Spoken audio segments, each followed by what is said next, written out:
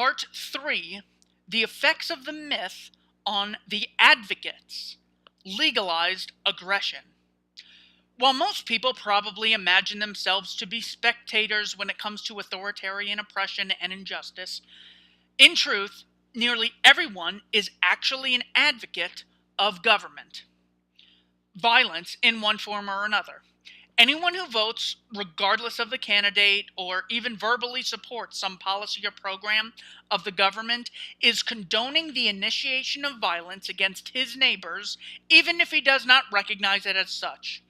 This is because law is not about friendly suggestions or polite requests. Every so-called law enacted by politicians is a command backed by the threat of violence against those who do not obey. As George Washington put it, government is not reason, it is not eloquence, it is force. Most people in their day-to-day lives are very reluctant to use threats or physical force against their fellow man. Only a tiny fraction of the many personal disagreements that occur lead to violent conflicts. However, because of their belief in government, nearly everyone advocates widespread violence without even realizing it. And they feel no guilt about doing so because they perceive threats and coercion to be inherently legitimate when they are called law enforcement. Everyone knows what happens if someone gets caught breaking the law.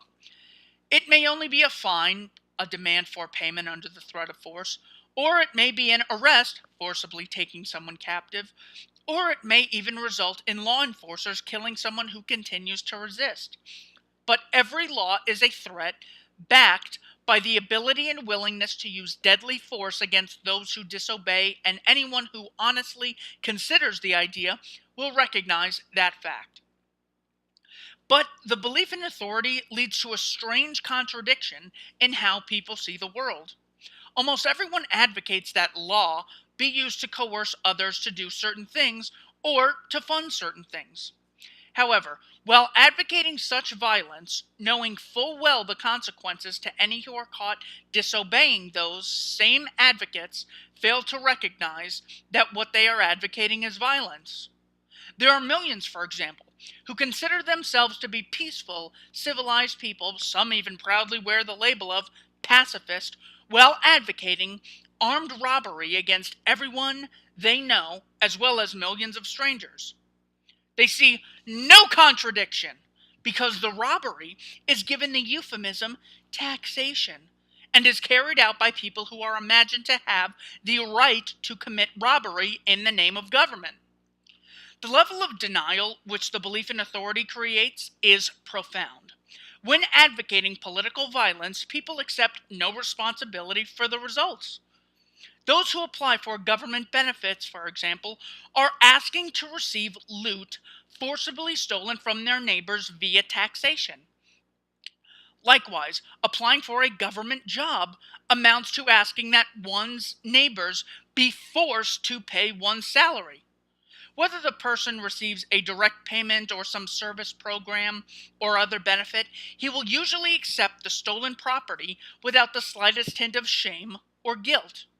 He may otherwise be perfectly neighborly to the people whom he asked the state to rob.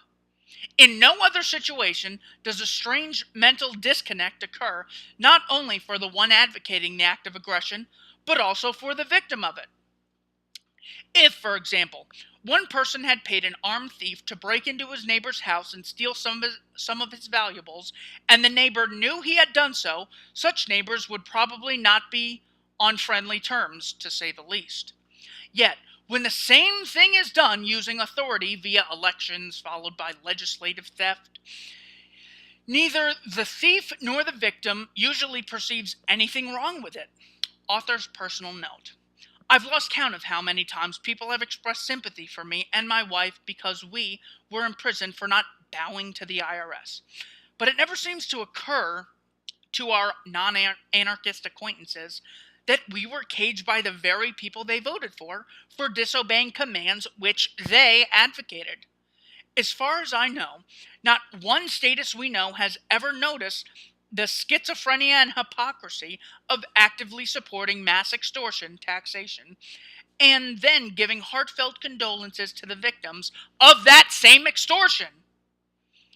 One can see the supernatural essence of authority in the fact that, among the people who will eagerly vote for their neighbors to be legally extorted and robbed, few will ask or pay mere mortals to do the same thing. Few people would feel justified in hiring a street gang to rob his neighbor in order to pay for his own child's schooling, but many millions advocate the same thing when they condone property taxes to fund public schools.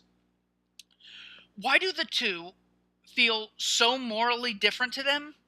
Because those who believe in government believe it consists of something more than the people in it.